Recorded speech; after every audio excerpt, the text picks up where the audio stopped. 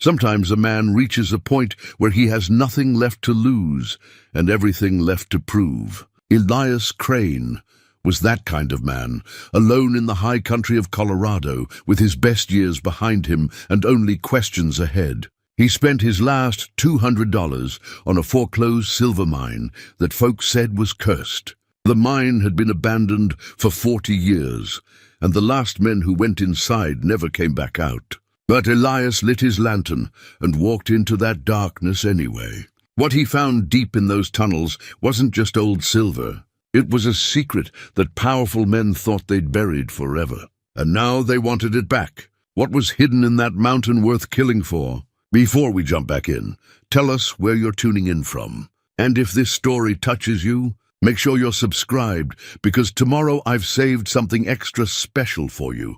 Elias Crane had lived alone in the high country for so long that silence had become his only companion. His cabin sat at the end of a winding dirt road, 8 miles from the nearest town, tucked against a stand of ponderosa pine that whispered secrets when the wind came down from the peaks. He was 63 years old, though his hands looked older and his eyes looked ancient. The kind of eyes that had seen too much and said too little about it. Every morning followed the same pattern. He woke before dawn, made coffee in a dented pot on the wood stove, and sat on his porch watching the sun paint the mountains gold. The routine gave structure to days that otherwise had no particular purpose. He chopped wood, tended a small garden, hunted when he needed meat, and tried not to think too much about the life he'd walked away from. In his shirt pocket, he carried a tarnished pocket watch that had stopped working 27 years ago. The hands were frozen at 3:47. He never wound it, never tried to fix it, just carried it everywhere like a penance he couldn't name. It had belonged to his father, Jacob Crane, and it stopped ticking the exact moment a mine shaft collapsed and buried him under 2 tons of rock and earth. Elias had been there that day. He'd survived. His father hadn't. Some debts, he'd learned, couldn't be repaid, only carried.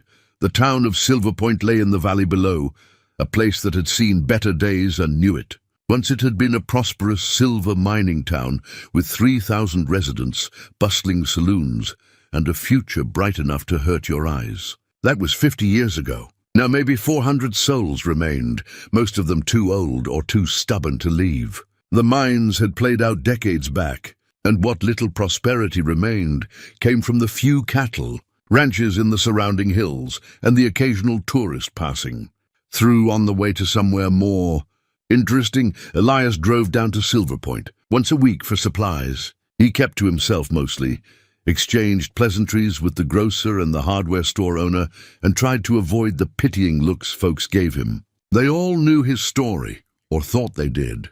The widower who'd lost his wife to divorce and his daughter to distance. The former prospector who'd never struck it rich. The man who lived alone because he'd forgotten how to live any other way.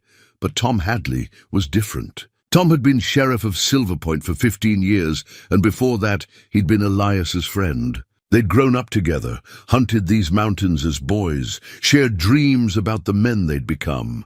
Life had taken them different directions, but Tom still stopped by the cabin every few weeks, bringing news from town and checking that Elias hadn't become a complete hermit. It was Tom who first told him about the mine. They'd been sitting on Elias's porch on a cool September evening, watching the light fade from the sky, when Tom mentioned it almost casually. County's foreclosing on the old Sentinel mine, auctions next Tuesday at the courthouse. Elias took a slow sip of coffee. Sentinel? That's been dead for 40 years, closer to 50, Tom said. Last owner defaulted on taxes back in '76. Banks held the title since then, never found a buyer. Now they want it off the books. Nobody's fool enough to buy a played-out hole in the ground. Tom gave him a sideways look. Minimum bid's $200. Something shifted in Elias's chest, a feeling he hadn't experienced in years. Interest, maybe, or possibility. He kept his voice neutral. What's the catch? Same catch as always with Sentinel. People say it's cursed. The last crew that worked it, back in '38, they went in one morning and never came out. All 5 of them just vanished. Search parties found nothing. After that, folks decided the mountain wanted to be left alone. You believe that? Tom shrugged. I believe men tell stories to explain things they don't understand. Could have been a collapse, could have been bad air, could have been they found a way out and kept walking. But believing it's cursed is easier than admitting we don't know. Elias turned the dead pocket watch over in his fingers. $200. That's what I heard. Tom stood up, stretched his back. Thought you might want to know.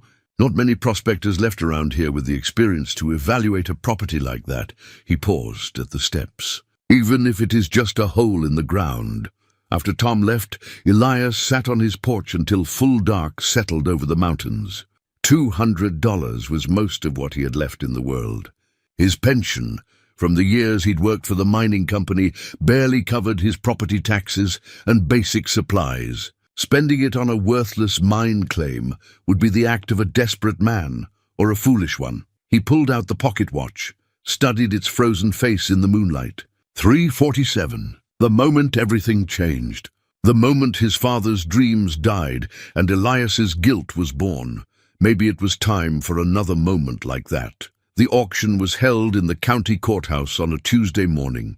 Elias arrived early and took a seat in the back row of folding chairs. A dozen other people showed up, mostly curiosity seekers and retired miners with nothing better to do. The auctioneer was a tired-looking woman from the county assessor's office who clearly wanted this over with.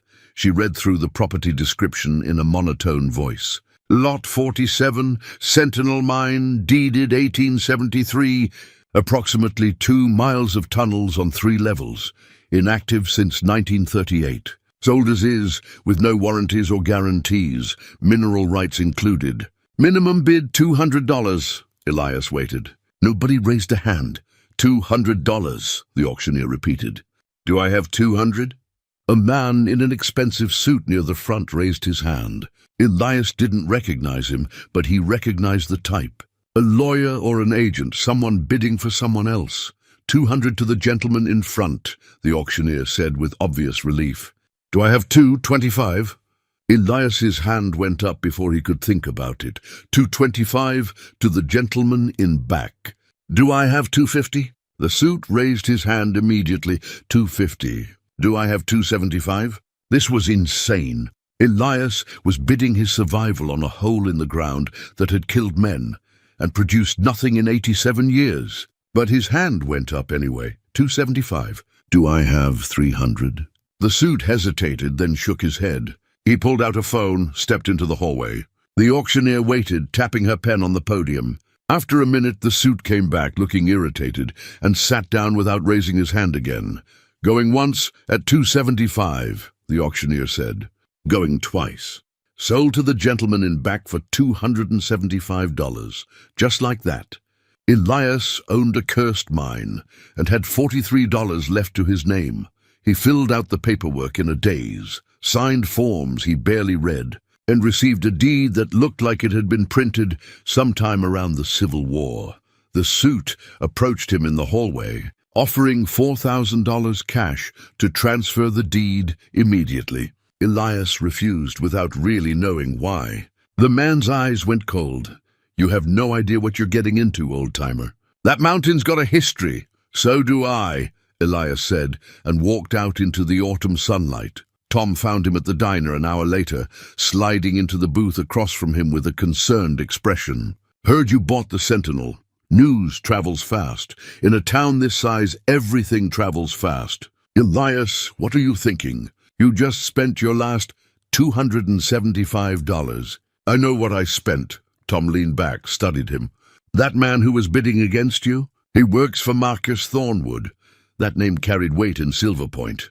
Marcus Thornwood owned the largest cattle ranch in the county, had money going back 3 generations, and influence that reached into every corner of local politics. He was 40 years old, handsome in a hard way, and mean as a snake when crossed. Why would Thornwood want a dead mine? Elias asked. That's what worries me. Marcus doesn't do anything without a reason, and his reasons usually benefit Marcus. Tom drummed his fingers on the table. Just be careful. And if you're actually planning to go into that mine, take someone with you. Don't be alone down there. But Elias had been alone for so long. He didn't know how to be any other way. He drove up to the Sentinel mine the next morning, following an overgrown track that hadn't seen vehicle traffic in decades. The entrance was just where the old maps said it would be, a timber-framed opening in the mountainside, half collapsed and choked with brush. A rusted sign hung crooked on the rock face, Sentinel Mine, no trespassing. Elias stood at the entrance for a long time, feeling the cool air that breathed from the darkness inside. Somewhere in there, 5 men had vanished. Somewhere in there, silver veins still ran through the rock. Worthless now, but once worth dying for. Somewhere in there, maybe, was something worth finding. He touched the pocket watch in his shirt pocket. 3:47. The moment everything changed. Then he picked up his lantern, checked his rope and his pick, and stepped into the darkness of the mountain. The darkness inside the Sentinel Mine was absolute. The kind that pressed against your eyes even when they were open. Elias's lantern pushed back a small circle of yellow light, revealing timber supports grey with age and walls that glistened with moisture. The air smelled of earth and stone and something else, something older, like the breath of time itself. He moved carefully, testing each step before committing his weight. The main tunnel sloped downward at a gentle angle, wide enough for ore carts that had long since turned to rust and ruin. His boots crunched on loose rock. Water dripped somewhere in the distance, a patient rhythm that had been counting out the decades while the world above forgot this place existed. The tunnel branched after 50 yards. Elias chose the left fork, following what his experience told him would be the main vein. The timbers here were in better shape, replaced during some later operation. He ran his hand along the wall, feeling the rough texture of pickaxe marks, reading the history written in stone. Men had worked this rock with hope in their hearts and sweat on their backs, dreaming of the fortune that would change their lives. The tunnel opened into a larger chamber, perhaps 30 feet across. His lantern illuminated the remnants of a work area. Rusted tools lay scattered on the ground. A collapsed table, the skeleton of what had once been a wheelbarrow. And along the far wall, something that made him stop and raise the lantern higher, a camp. Not a mining camp, but something else entirely. The bedrolls had rotted to fragments, but their arrangement told a story. 4 of them, in a rough circle around a fire pit lined with stones. Cooking equipment hung from iron hooks driven into the wall. And stacked against the rock, covered with a tarp that had somehow survived the years, wooden crates. Elias approached slowly, alert for any sign of instability in the ceiling or walls. He pulled back the tarp, and dust exploded into the air, making him cough. The crates were stamped with markings he recognized from history books. CSA, Confederate States of America. His heart began to beat faster. He used his pick to pry open the nearest crate. Inside, wrapped in oilcloth, were rifles. Enfield rifles, standard Confederate issue, their metal protected by grease that had hardened over the decades. The next crate held ammunition. The third held what looked like officers' equipment. Uniforms, boots, a dress sword. This wasn't a mining camp. This was a hideout. Elias moved around the chamber more carefully now, seeing it with new eyes. The positioning made sense for defense. The entrance could be watched from cover. The fire pit was positioned so smoke would be drawn back into the tunnels, dispersing before it reached the surface. Whoever had set this up knew what they were doing. He found more evidence as he searched. Rotted leather saddlebags, tin plates and cups, a deck of playing cards so warped by moisture they'd fused into a solid brick, and tucked into a crevice in the wall, wrapped in oilcloth and sealed with wax, a book. Elias pulled it free carefully.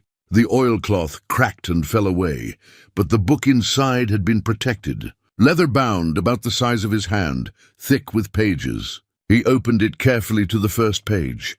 The handwriting was bold and clear, written in ink that had faded to brown but was still legible. This journal belongs to Captain Jonathan Black Jack Hendricks, 3rd Kentucky Cavalry, CSA.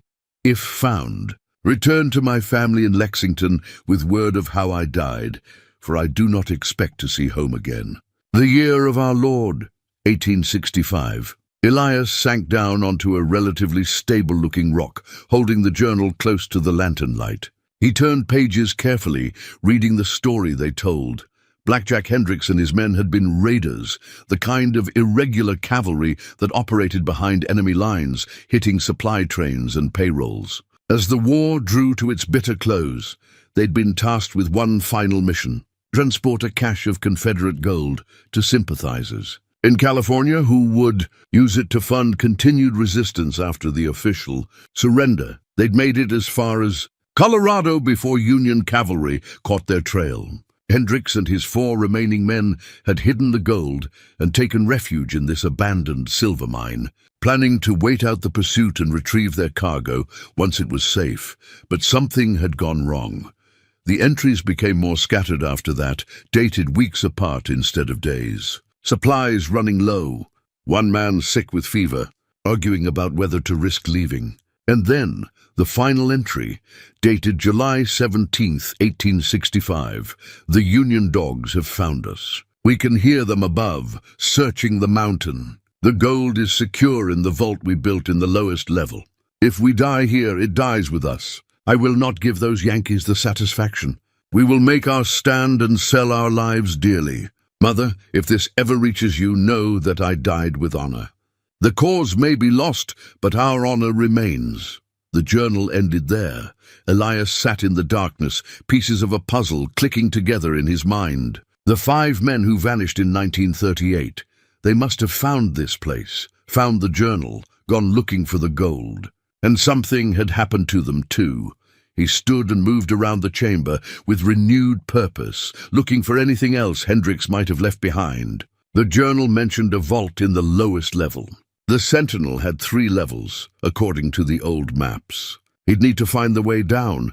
As he searched, his lantern beam caught something on the wall he'd missed before. Carved into the stone, covered by decades of dust and moisture, were symbols. Not random scratches, but deliberate marks arranged in patterns. He wiped the wall clean with his sleeve and stepped back to see them better. They looked like some kind of code. Arrows, numbers, letters arranged in sequences that made no immediate sense. He copied them carefully into his own small notebook, the one he always carried for recording mineral observations. Near the symbols, he found something else, a brass device about the size of his palm, circular, with 2 rotating discs marked with letters and numbers. It was tarnished but intact, and when he turned it, the discs moved smoothly. Some kind of cipher wheel, unless he missed his guess. A tool for encoding and decoding messages. This was how they'd hidden the directions to their vault. Confederate intelligence had used cipher wheels extensively during the war. If he could figure out how to use this one, those symbols on the wall might tell him exactly where the gold was hidden. Elias pocketed the device in the journal, his mind racing. This changed everything. The mine wasn't worthless. It held a secret that had been buried for 160 years. Confederate gold, hidden by dying men, lost to history. And if that man at the auction worked for Marcus Thornwood, if Thornwood had been trying to buy this mine, then maybe Thornwood knew something too. Maybe the curse, the vanished men, the warnings, maybe they were all meant to keep people away from what was really down here. He was about to head back to the surface when he heard it. A sound from deeper in the mine, from one of the tunnels leading away from this chamber. Not the drip of water or the settling of rock. Something else, something that sounded almost like footsteps. Elias froze, hand on his pick, lantern held high. The sound came again, faint but distinct. Someone or something was in the mine with him. He waited, barely breathing, listening with every fiber of his being. The sound didn't repeat. After 5 minutes of silence, he convinced himself it had been his imagination, or an echo of his own movements, or the mountains settling in ways that mimicked human sound. But as he made his way back to the surface, following his rope line through the darkness, he couldn't shake the feeling that the Sentinel mine was keeping more secrets than he'd discovered, and that some of those secrets might not want to be found. The afternoon sun was blinding after the darkness below. Elias stood at the mine entrance, blinking, letting his eyes adjust. The journal felt heavy in his pocket, weighted with history and possibility. He'd come looking for silver and found something far more valuable. But value, he knew, always came with a price. And he had a feeling he was about to learn just how expensive this discovery would be. Elias spent that evening at his cabin trying to appear normal, which was harder than he'd expected. He heated a can of beans for supper, sat on his porch as usual, watched the stars emerge over the mountains. But his hands kept drifting to his pocket, feeling the outline of the journal and the cipher wheel. And his mind kept returning to that chamber deep in the mountain, to the words written by a dying man 160 years ago. He waited until full dark before spreading the journal open on his kitchen table under the light of a kerosene lamp. He'd copied the wall symbols into his notebook, and now he studied them alongside the cipher wheel, trying to understand the relationship between the two. The wheel had two discs. The outer disc bore the letters A through Z. The inner disc had numbers 1 through 26, along with additional symbols. By rotating the inner disc to different positions, you could create different cipher alphabets. Simple in principle, devilishly effective in practice. Especially if you didn't know the key setting, Elias worked at it for hours, trying different combinations, comparing the coded symbols to the cipher wheel positions. His coffee went cold. His back ached from hunching over the table. But somewhere around midnight, a pattern began to emerge. The first symbol sequence, when decoded using the wheel set to position 7, spelled out third level North Passage. His pulse quickened. He worked faster now, decoding the rest. Past the collapse, follow the blue vein. Counting chamber marked with cross. It was a map, not a physical map, but verbal directions leading to wherever Hendricks and his men had hidden the gold. The vault they died protecting. Elias sat back, rubbing his eyes. The Sentinel Mine's third level. He'd never been down that far, hadn't even known if it was still accessible. The maps he'd seen showed extensive tunnel work down there, but that had been dug in the 1870s, 60 years before the mine's final closure. There was no telling what condition it might be in. He needed more information, and he needed it without drawing attention to what he'd found. The next morning, he drove into Silver Point earlier than usual. The town library was a small building tucked between the hardware store and what used to be a hotel, now converted into low-rent apartments. Martha Simmons had been the librarian for 30 years, a woman in her 70s with sharp eyes and a sharper memory. "Elias Crane," she said as he walked in. "Twice in 1 month. I might have to declare this a trend. Need to do some research," he said, trying to sound casual. "Local history, mining records, that sort of thing. Wouldn't have anything to do with that mine you just bought, would it?" Small town, he reminded himself. Everyone knew everything. Trying to understand what I own. Figure I should know the history. Martha led him to a back room where the local history collection was kept. Boxes of documents, old newspapers on microfilm, survey maps yellow with age. "Most of the mining company records are in the state archives in Denver," she said. "But we've got newspapers going back to the 1860s. Might find something useful there." Elias spent the morning reading through crumbling newspapers, his eyes straining at the old-fashioned typesetting. He found articles about the Sentinel's opening in 1873, reports of rich ore strikes in the 1880s, and then the gradual decline. By the 1920s, the articles were about cave-ins and accidents, about how the mine was playing out, about the company threatening to close. Then he found the articles about 1938. 5 men missing in Sentinel Mine, the headline read. Search continues. The article was brief. 5 miners had entered the Sentinel on the morning of October 3rd for routine work. When they hadn't emerged by nightfall, a search party went in. They found no trace of the men, no sign of what had happened. The article listed their names: Robert Garrett, James Mitchell, Thomas Whitmore, Samuel Chen, and Eduardo Vargas. A follow-up article 2 weeks later reported the search had been abandoned. The company declared the men dead and paid modest settlements to their families. The mine was permanently closed, and within a year the company itself went bankrupt. But there was something else. A smaller article buried on page 4 of a paper from November 1938, a human interest piece about one of the missing men. Robert Garrett had been a Civil War history enthusiast, the article said. He'd spent years researching Confederate raiding parties that had operated in Colorado during the war. His widow mentioned he'd been excited about something he'd found in his research, though she didn't know what. Elias sat very still, understanding clicking into place. Garrett had figured it out. He'd found the same clues Elias had found, decoded the same message. He'd taken 4 friends into the mine to find the Confederate gold, and they'd never come back out. Whatever had killed them was still down there. Finding what you need.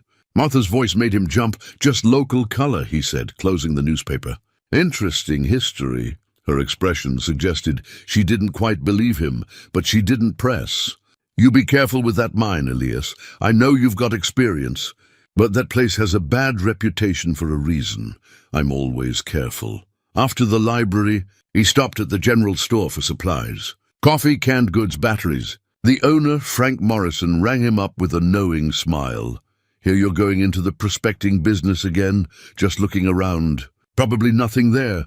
Marcus Thornwood stopped by yesterday asking about you. Wanted to know if you'd been buying any mining equipment. Elias's hands stilled on the counter. What did you tell him? Told him you bought a flashlight and some rope. Which was true at the time. Frank leaned in, lowering his voice. Watch yourself, Elias. Marcus has his fingers in everything around here, and he doesn't like losing. Whatever you're into, he'll want a piece of it. I'm not into anything. Sure, Frank said, clearly not believing that either. Just watch yourself. Elias loaded his supplies into his truck and was about to leave when he noticed a vehicle parked across the street. A black SUV with tinted windows, the kind that didn't belong in Silver Point. As he watched, a man got out of the driver's side. Tall, heavily built, wearing sunglasses despite the overcast day. The man stared at Elias for a long moment, then got back in the SUV and drove away. That evening, Tom Hadley showed up at the cabin unannounced. He accepted a cup of coffee and sat on the porch, not saying anything for a while, just looking out at the mountains. You want to tell me what you're really doing? He finally asked. Checking out my property. Elias, we've been friends for 40 years. I know when you're holding back. Tom sipped his coffee. Dutch Keller came into town today. You know Dutch. Can't say I do. He's Thornwood's foreman. Also his enforcer, his problem solver, and probably a few other things we don't want to think too hard about. He's got a reputation, and it's not for cattle ranching. Tom turned to look at him directly. He's been asking questions about you. About your schedule, about whether you've got family, about how often you go up to the mine. Elias felt something cold settle in his stomach. That sounds like a threat. That's because it is a threat. Marcus Thornwood wants something from you, and when Marcus wants something, he usually gets it. One way or another, the mine's mine. I bought it legal. Legal doesn't mean much when you're dealing with a man like Marcus. He's got lawyers, money, influence, and men like Dutch Keller who don't mind getting their hands dirty. Tom set down his coffee cup. Whatever you found in that mine, whatever you're looking for, is it worth dying for? The question hung in the air between them. Elias thought about the journal in his drawer, about the coded messages on the walls, about Confederate gold that had been lost for more than a century. He thought about his empty bank account and his purposeless life and the weight of regrets he carried every day. I found something, he admitted. Something that might be valuable. And I think Thornwood knows about it, or at least suspects. Then sell him the mine. Name your price. It's not about the money. Then what's it about? Elias pulled the pocket watch from his shirt, looked at its frozen face.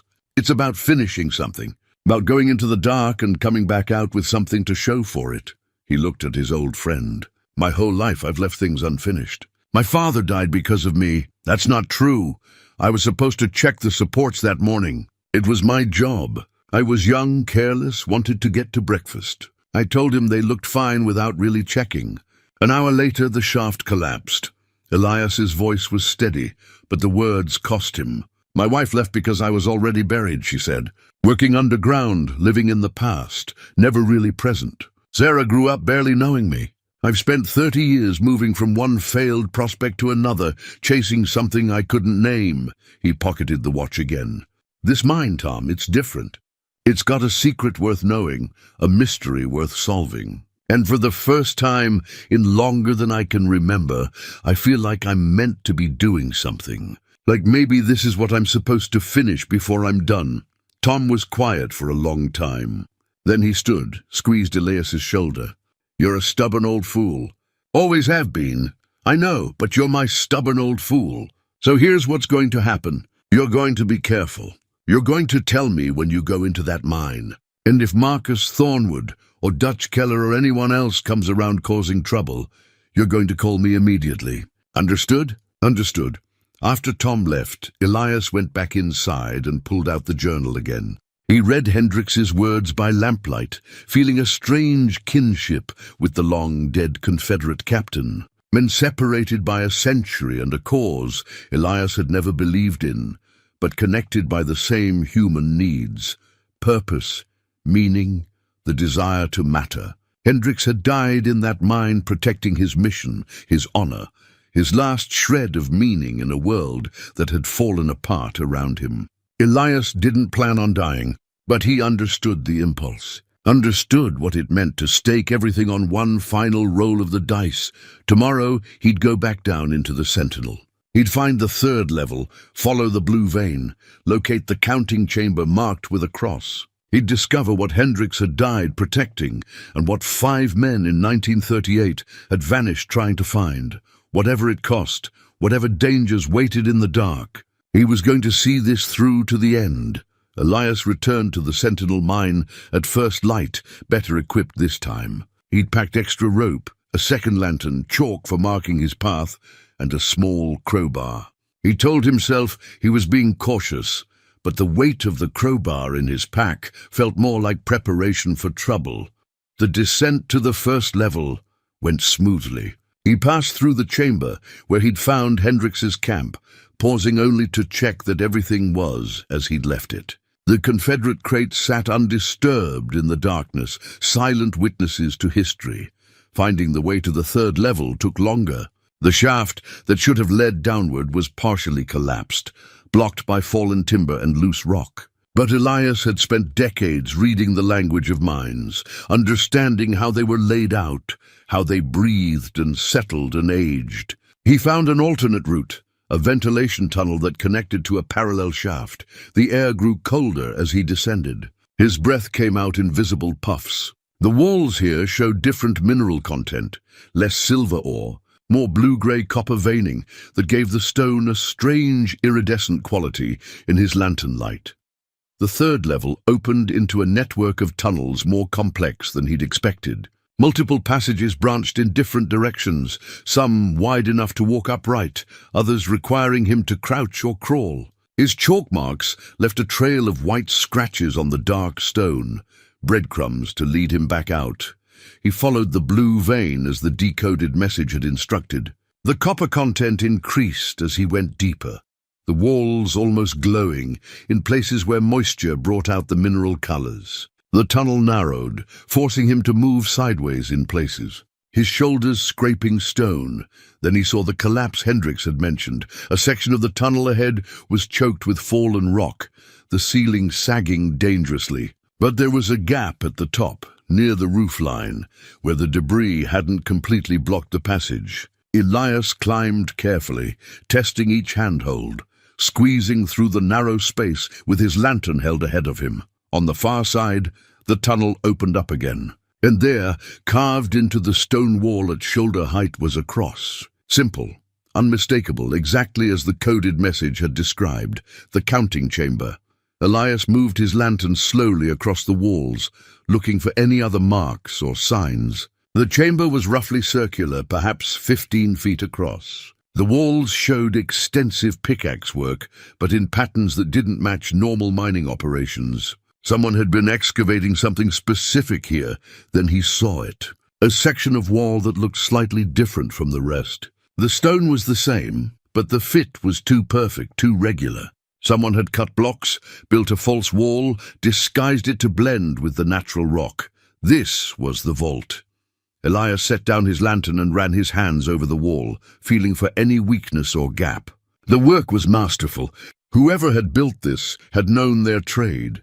But stonework, no matter how good, always had seams, always had points of weakness. He found one near the bottom, a place where his crowbar could get purchase. He worked the bar into the gap, applied pressure carefully. Too much force, and he'd bring the whole thing down on top of himself. Too little, and he'd never break through. The stone resisted, then gave slightly. Encouraged, Elias shifted his angle and tried again. This time something moved, a grinding sound of rock on rock. He could feel it shifting, the false wall beginning to separate from its moorings. One more try. He braced himself, put his weight behind the crowbar, and pushed with everything he had.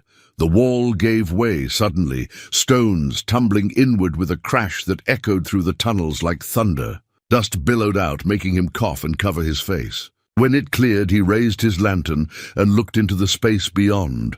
Gold, bars of it stacked neatly on rough wooden shelves that sagged under the weight. Confederate currency in bound bundles, worthless as money now, but priceless as historical artifacts. Weapons, rifles, pistols, a sword, all carefully preserved. And documents sealed in tin boxes, probably military orders or intelligence reports, but there was something else, something that didn't belong. In the center of the vault, sitting on a wooden crate like an offering on an altar, was a metal box. Modern, lockbox style, the kind you might find in any hardware store. The contrast with everything else in the vault was jarring, impossible to miss. Elias approached it slowly, his mind trying to make sense of what he was seeing. This vault had been sealed since 1865. Nothing should be in here that wasn't from that era. Unless someone had opened it since then, the lockbox wasn't even locked. The clasp flipped up easily under his fingers. Inside were papers, documents on 20th century paper, typed rather than handwritten. And on top of them, a handwritten note on official letterhead, County Sheriff's Office, Silver Point, Colorado. The note was dated September 15th, 1955, and it was signed by Sheriff William, Hadley Tom's father. Elias's hands were shaking as he read. The words written more than 70 years ago. To whoever finds this, I discovered this vault by accident while investigating the disappearance of 5 miners in 1938. Those men did find this place. What killed them was not a curse, but carbon monoxide from a pocket of bad air in the tunnels. Their bodies are sealed in a side chamber I will mark on the map included here, along with their personal effects. They deserve a proper burial, but removing them would require exposing this vault, and I cannot allow that. The gold in this vault represents approximately $40,000 at current prices. I've taken 10 bars to address an emergency in our community. The mining company that employs most of our town is about to declare bankruptcy and abandon Silver Point. Without jobs, this town will die. I have used this gold to provide the company with an anonymous loan that will keep it operational for another decade. Enough time for the men here to transition to other work or relocate their families. I cannot in good conscience keep this money or report it to federal authorities. It was stolen in service of a failed rebellion and has no rightful owner after all these years. But neither can I allow it to fall into hands that would use it for selfish purposes. Therefore, I have resealed this vault with 1 bar removed as proof of what I claim. If this town ever faces another crisis of survival, if our people truly need help that cannot come from any other source, then this gold may be used for the common good. But it must never be used for personal enrichment. Any man who opens this vault seeking wealth for himself will find only the burden of a terrible choice. Judge wisely. Choose honor over greed. Some treasures are meant to serve higher purposes than making one man rich. William Hadley. Sheriff, Silver Point, Colorado. Elias read the note 3 times, each reading adding another layer of complexity to what he'd thought was a simple treasure hunt. Tom's father had known about this vault for 70 years and never told anyone, had used the gold to save the town during the Depression, had left it here as a kind of insurance policy for future generations. And Tom, did Tom know? His father had died in 1998, according to the dates on the memorial plaque in the town square. Had he told his son before he passed, or had he kept the secret to his grave? The documents under the note were bank records, loan agreements, financial statements showing how the mining company had recovered from near bankruptcy in 1955, all the proof of what Sheriff Hadley had done. Elias looked at the gold bars stacked on their shelves. At current prices, this was easily several $1 million. Enough to change his life completely. Enough to buy back everything he'd lost: comfort, security, respect. Maybe even enough to build bridges to his daughter. But William Hadley's words echoed in his mind. Any man who opens this vault seeking wealth for himself will find only the burden of a terrible choice. He understood now why Tom's father had left the note. The easy thing would be to take the gold, claim salvage rights, become wealthy. But the right thing, that was harder to see. Elias was still trying to process this when he heard the sound. Not imagination this time, not echoes or settling stone. Voices coming from somewhere above. And then, more distinctly, the scrape of boots on rock. Someone else was in the mine. He moved quickly, leaving the vault as he'd found it, gathering his tools and lantern. The voices were getting closer, echoing down through the tunnels in a way that made it hard to determine their exact location. But they were definitely descending, coming toward the third level. Elias extinguished his lantern and moved by feel into the deepest shadow of the counting chamber. His eyes adjusted slowly to the absolute darkness. He controlled his breathing, made himself as still as stone. A light appeared in the tunnel entrance. Then another. Flashlights, modern and powerful, cutting through the dark in ways his old lantern never could. 3 men entered the chamber. The first was Dutch Keller.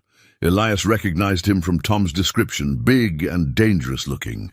The other 2 were younger, ranch hand types, armed with pistols, visible at their belts. "This is it," Dutch said, his voice echoing in the stone space. "The counting chamber. Old man's been here already. Look at those fresh tool marks on the wall." "Think he found it?" one of the younger men asked. "Won't matter if he did. Mr. Thornwood's got the law tied up. Crane's trespassing, technically. We're just securing the property until ownership can be properly established." Dutch's smile was visible, even in the flashlight beam. "And if the old fool gets hurt while trespassing, well, mining accidents happen." They began examining the vault opening, not noticing Elias pressed into the shadows behind a rockfall. His crowbar was in his hand, but 3 armed men against 1 old prospector wasn't odds he liked. Better to wait to see what they'd do. "Boss said to seal this back up once we confirm what's inside," Dutch said. "He'll come for it himself once he's got legal title to the mine." "What about Crane?" "Sheriff's gonna pay him a visit tomorrow, pressure him to sell. If he doesn't take the hint, we'll make sure he understands his choices more clearly." Dutch checked his watch. "Come on, we've got what we need. Let's get out before someone notices we're here." They left the way they'd come, their lights fading back up the tunnels. Elias waited a full 10 minutes in the darkness before he dared to relight his lantern and move. His hands were shaking, but not from fear. From anger. Thornwood was going to steal the mine through legal manipulation, was going to use the law itself as a weapon. And if Elias resisted, men like Dutch Keller would handle him the old-fashioned way. He made his way back to the surface, moving fast now, not caring about stealth. The afternoon sun was setting by the time he emerged, painting the mountains in shades of gold and purple, beautiful and indifferent to the struggles of men. At the mine entrance, Elias found fresh boot prints in the soft earth. And something else. A business card, left wedged in the timber frame where he couldn't miss it. Marcus Thornwood, Thornwood Ranch and Cattle Company. And a handwritten note on the back: "We should talk about your property. Tomorrow, my ranch, 10 a.m. Don't make me come looking for you." Elias pocketed the card, his jaw tight. The game had changed. This wasn't about a simple treasure hunt anymore. This was about power, control, and men who were willing to do whatever it took to get what they wanted. He needed help. Real help, not just good intentions. He needed people he could trust with the truth. As he drove back toward town, his mind was already working through the possibilities. through the few allies he had left in a world that seemed determined to take everything from him one more time. Elias drove straight to the telegraph office in town, one of the few businesses still operating on Main Street. The young woman behind the counter looked up from her phone, surprised to see anyone. Most people used email these days, but Elias had never gotten comfortable with computers, and besides, a telegram felt more serious somehow, more permanent.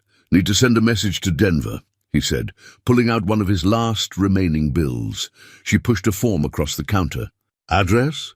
He hesitated, pen hovering over the paper. He'd memorized the address years ago but had never used it, never allowed himself to reach out. Pride, guilt, fear of rejection, all the usual reasons men let relationships die, but this was different. This was important. He wrote carefully. Sarah Crane, 1847, Lafayette Street, Denver, Colorado. The message took him longer. How do you summarize 10 years of silence in a few lines? How do you ask for help when you've spent a lifetime refusing it? Finally, he wrote, "Sarah, I know it's been too long. I'm in trouble and I need your help. Not money, just your time and maybe your forgiveness. Please come to Silver Point if you can. Dad." He paid, watched the young woman type the message into her computer system, and walked back out into the cooling evening. Whether Sarah would respond, whether she'd even read the telegram, was beyond his control now. All he could do was wait and hope, but he couldn't wait for everything. He had 24 hours before Thornwood expected him at the ranch. 24 hours to figure out his next move. He found Tom Hadley at the sheriff's office doing paperwork by the light of a desk lamp. Tom looked up, took one look at Elias's face, and closed the file he'd been working on. What happened? Elias told him everything. The vault, the gold, the note from William Hadley, Dutch Keller and his men in the mine, the threatening card from Thornwood. He left nothing out. When he finished, Tom sat back in his chair, looking older than he had that morning. "My father," Tom said quietly. "He never told me. All those years, and he never said a word. He was protecting you, protecting the secret. Or maybe he didn't trust me." Tom rubbed his face. "Doesn't matter now. What matters is Marcus Thornwood has you in a corner. If you don't sell, he'll manufacture legal problems until you're forced to. And if that doesn't work, Dutch Keller will make those problems physical. Can you stop him? Legally? Maybe for a while. But Marcus owns half the county council and has the judge in his pocket. He'll find a way." Tom stood, paced to the window. "My father's note said the gold was for the town's survival. Not for one man's profit. That's how I see it too. Then we need to think bigger than just protecting your claim. We need to think about what's right for Silver Point." Tom turned back to face him. "But first you need backup. Real backup, people who know what they're doing. I sent a telegram to Sarah." Tom's eyebrows rose. "Your daughter? When's the last time you two spoke?" 10 years, maybe more. And you think she'll come?" "I don't know. But I had to try." Tom studied him for a long moment. "You're changing, old friend. Finally starting to reach out instead of pulling away. About damn time." He pulled a piece of paper from his desk drawer. "I've got 2 names for you. Miguel Santos, you remember Miguel? The prospector from Leadville? Thought he retired years ago. He did. Lives about 50 miles north now, small cabin near Copper Creek. He's 72, stubborn as hell, and knows more about mining than anyone alive. If you're going back into that mountain, you want Miguel with you." "And the other name?" "Walter Price. He's my deputy, 26 years old, green but honest. More importantly, he's not on Thornwood's payroll, which makes him rare around here." Tom wrote down addresses. "Talk to Miguel first. If he agrees to help, then bring in Walter. We'll need someone official on our side if this gets ugly." Elias took the paper. "What about you?" "I'll do what I can from here. Slow down any legal moves Thornwood makes. Keep an eye on Dutch Keller. Make sure nobody does anything stupid." Tom's expression hardened. "But Elias, if it comes down to a choice between the law and what's right, I can't promise I'll always choose right. I took an oath. I understand. I hope you do. Because this is going to get worse before it gets better." Elias left the office as night settled fully over Silver Point. Instead of going home, he drove north, following the winding mountain roads toward Copper Creek. The drive took 2 hours, mostly in darkness, the truck's headlights cutting through the night like his lantern had cut through the mine. Miguel Santos's cabin was set back from the road, tucked into a grove of aspen trees. Smoke rose from the chimney, and warm light glowed in the windows. Elias knocked, half expecting to be turned away. It had been 15 years since they'd worked together, and they hadn't parted on the best terms. The door opened. Miguel stood there, smaller than Elias remembered, his hair pure white now, but his eyes still sharp and knowing. He looked at Elias for a long moment, then stepped aside without a word. The cabin was neat, sparse, comfortable. The walls were covered with geological maps and old mining photographs. Miguel poured 2 glasses of whiskey without asking, handed one to Elias, and sat down. "You look like hell, Crane." "Feel like it too," Tom called. "Said you might be coming by, said I should hear you out before I threw you off my property." Miguel sipped his whiskey. "So talk." Elias talked. He told the story again, watching Miguel's face for reactions. The old prospector listened without interrupting, his expression giving away nothing. When Elias finished, Miguel stood and walked to the window, looking out at the darkness. "You're asking me to go into a mine that's killed 5 men, face down a rich man with hired guns, and possibly die protecting gold that isn't ours to keep." Miguel turned around. "That about sum it up?" "Pretty much.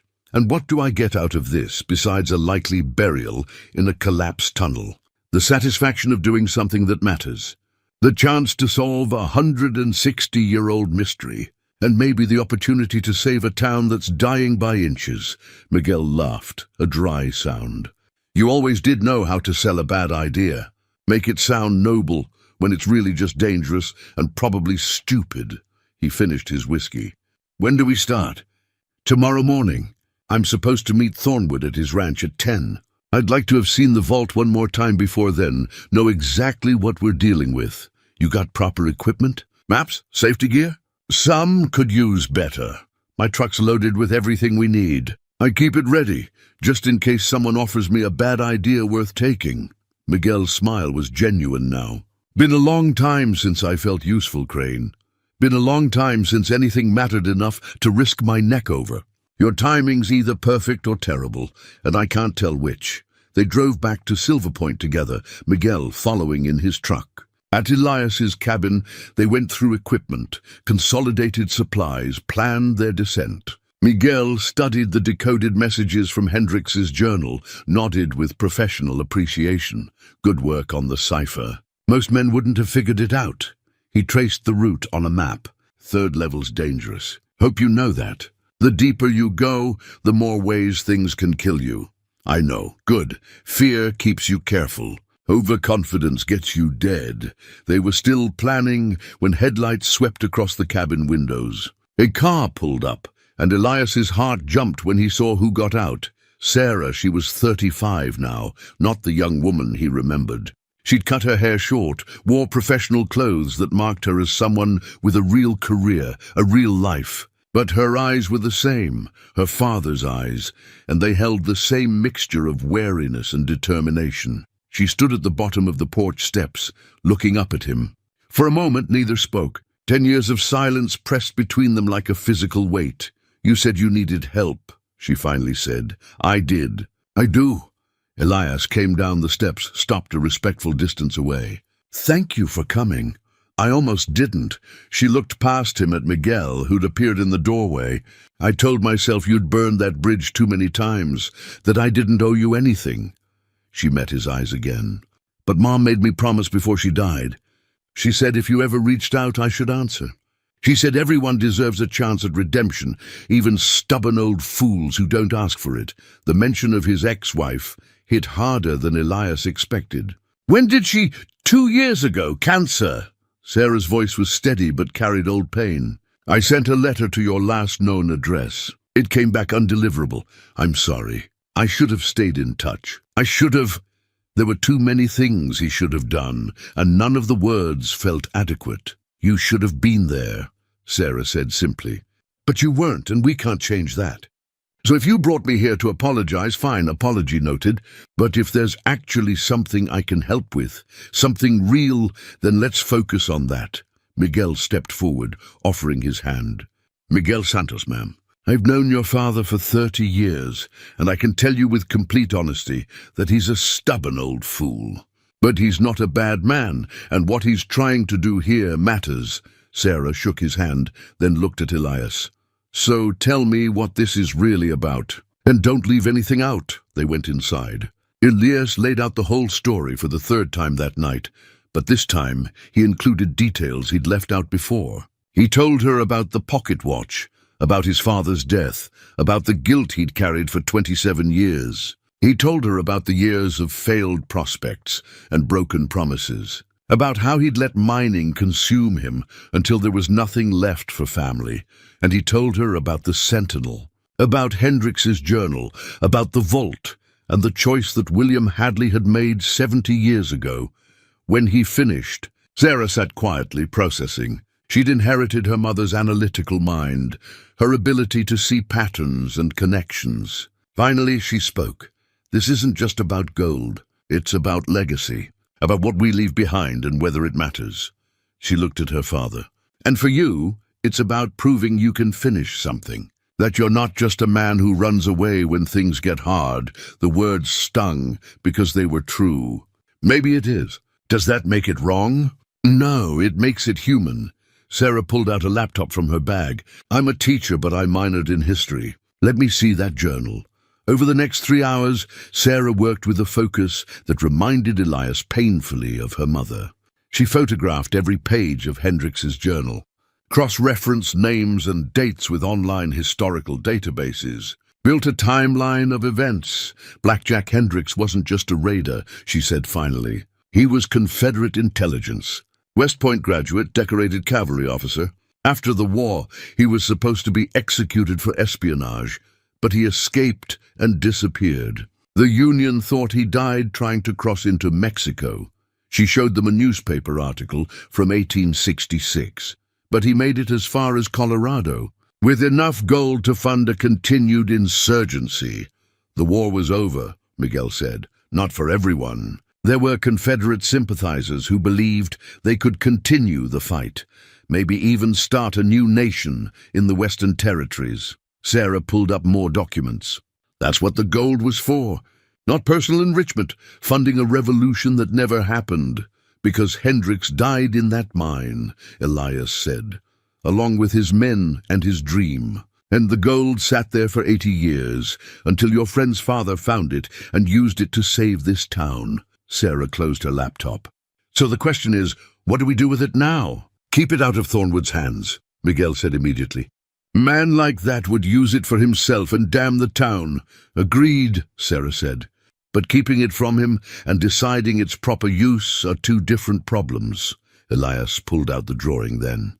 He'd found it earlier while looking for the journal, stuck in a box of old papers he'd been carrying around for years. A child's drawing, done in crayon, showing a little girl and a tall man holding hands. The caption read, "My hero daddy," in shaky letters. He handed it to Sarah. She looked at it, and her expression cracked for the first time that night. "I was 6, she whispered. "You drew it the day I took you to see your first mine. You weren't scared at all. You held my hand and asked questions about rocks and where they came from." Elias's voice was rough. "I kept it all these years. Carried it with me to every job, every failed prospect. Couldn't bear to throw it away, couldn't bear to look at it. Because it reminded me of who I used to be to you before I let you down." Sarah set the drawing down carefully, wiped her eyes. "You can't fix the past with one grand gesture, Dad. I know. But maybe I can at least show you I'm trying. Maybe we can do something good together, something that matters. And maybe that's a start." She looked at him for a long moment, and he saw the war happening behind her eyes. Old hurt battling against the desire to believe, anger fighting with hope. Finally she nodded. "One chance. That's what you get. Don't waste it." "I won't." Miguel cleared his throat. "Hate to interrupt the family reunion, but we've got practical problems. Thornwood expects Elias at his ranch in 8 hours. We need a plan." "I'll go," Elias said. Hear what he has to say. Buy us time. Not alone, Sarah said immediately. If he's dangerous, he won't try anything at his own ranch. Too obvious. No, this is about intimidation, about making me see that resistance is futile. Elias looked at his daughter. But while I'm there, you and Miguel could go to the mine. Document everything in that vault. Photographs, inventory, the whole thing. Sarah's research skills and Miguel's mining knowledge. You'd make a good team, and if Thornwood's men show up... Miguel asked, then you leave. The mine's not worth dying for. The truth we document is, they talked through the plan, refined it, prepared for contingencies. By the time they finished, dawn was breaking over the mountains. Sarah had claimed the spare bedroom. Miguel stretched out on the couch. Elias sat on his porch with coffee, watching the sun rise like he'd done 1,000 times before.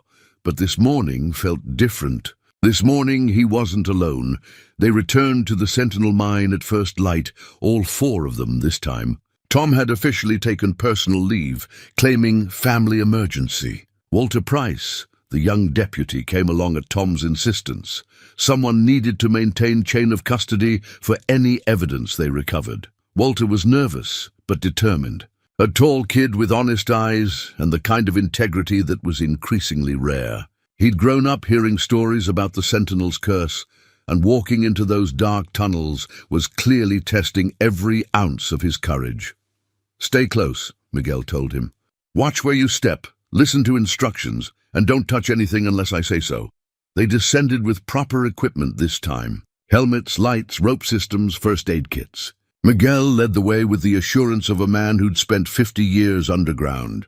Sarah followed, carrying the camera equipment and documentation supplies. Elias came next, with Walter and Tom bringing up the rear. The mine felt different with 5 people in it. Less lonely, but also more dangerous. Every sound echoed differently. Every shadow held new possibilities for disaster. They made their way to the 3rd level, following the route Elias now knew by heart. At the counting chamber, they paused. The false wall had been partially dismantled by Elias's earlier work, making the vault visible. Sarah and Walter began photographing and documenting everything, while Miguel and Elias studied William Hadley's maps. Looking for the side chamber where the bodies were hidden. Should be about 50 yards east, Miguel said, tracing the route with his finger. Through here, then down a narrow passage that branches off the main tunnel. Hadley says he sealed it with loose rock, made it look like a natural collapse. They found it exactly where the map indicated. A section of wall that appeared to be fallen debris, but was actually carefully stacked stone. Working together, they began removing rocks, piling them aside. The work was slow, careful. Any mistake could trigger a real collapse. Behind the false wall, the passage opened into a small chamber. And there, after 70 years of darkness, were the 5 missing miners. Walter turned away, his face green. Even Tom, with years of law enforcement experience, looked shaken. The men were just skeletons now, scattered where they'd fallen, still wearing the remnants of their mining clothes. But the bullet holes in their skulls told a story that needed no words. Execution style, Tom said quietly. Hadley was right. This was murder, plain and simple. Sarah worked with professional detachment, photographing every angle, documenting the scene with the thoroughness of someone who understood its historical importance. This will stand up in court. No question about cause of death. Elias found personal effects scattered among the remains. Pocket watches, wedding rings, identification papers, miraculously preserved in the dry air. Each item was a life cut short, a family destroyed by one man's greed. Among the effects, he found a leather notebook that had belonged to Robert Garrett, the Civil War enthusiast who'd led his friends into this trap. The pages were brittle but readable. Garrett had decoded Hendrix's journal just like Elias had, found the same clues, dreamed the same dreams of discovery. The final entry, written in shaky handwriting, was dated October 3rd, 1938. We found the chamber. The gold is real. We're going back for help, to report this to the authorities properly. But something's wrong. We hear voices at the entrance. Someone followed us. If something happens, if we don't make it out, someone needs to know the truth about Jonathan Thornwood. The entry ended there, mid-sentence. The story finished in bullet holes and bones. We need to get this evidence back to the surface, Tom said. Every personal effect, every photograph. We'll document this properly, build a case that can't be dismissed or covered up. They worked for another hour, carefully cataloguing and collecting. Walter had overcome his initial shock and now moved with grim determination. This was why he'd become a deputy, to find justice for those who couldn't speak for themselves. They were preparing to leave when Sarah's light caught something else. A glint of metal in the far corner of the chamber, half buried under loose rock. "There's something here," she said, kneeling to examine it closer. Miguel helped her clear away the debris. What they uncovered made everyone stop and stare. Another lockbox. Not old like the Confederate equipment, not even as aged as William Hadley's 1955 box. This one was modern, maybe 10 or 15 years old, with a combination lock that had been broken open. "That's not possible," Elias said. "Nobody's been down here since someone was," Tom finished grimly. He opened the box carefully. Inside were documents, recent documents printed on modern paper.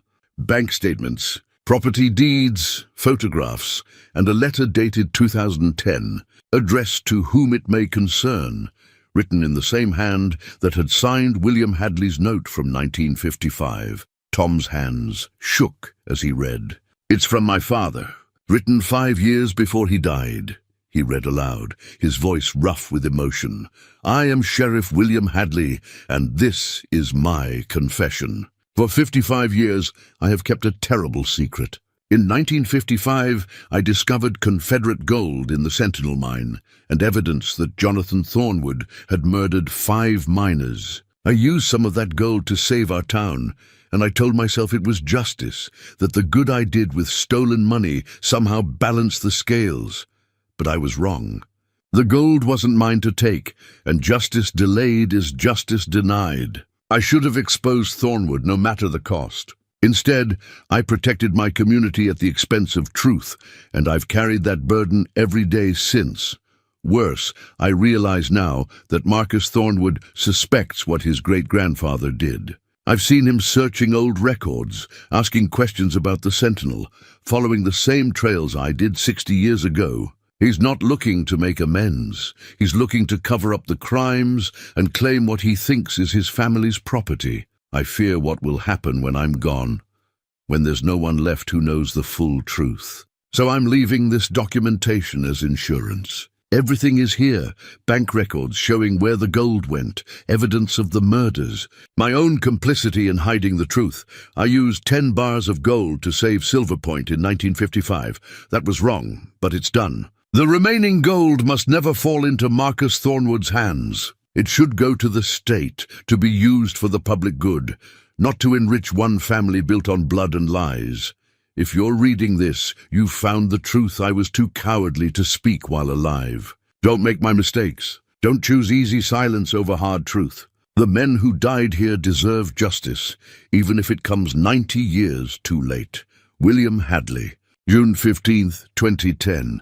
The chamber was silent, except for the sound of water dripping somewhere in the darkness. Tom set down the letter, his expression a mixture of grief and anger. He knew, Tom said. My father knew Marcus was searching, knew the danger, and he never told me. He left me this letter and hoped I'd find it in time. He trusted you, Sarah said gently. He knew you'd do the right thing when the time came, but the time came years ago, and I didn't know. How many chances did Marcus have to find this first? How close did we come to losing everything? Elias looked at the lockbox, at the letter, at the evidence spread around them. A new understanding was dawning, pieces clicking into place with terrible clarity. The vault, he said slowly. We need to check the vault again. Right now. They moved quickly back to the counting chamber. This time, Elias entered the vault with a different perspective, looking not just at what was there, but at what might be missing.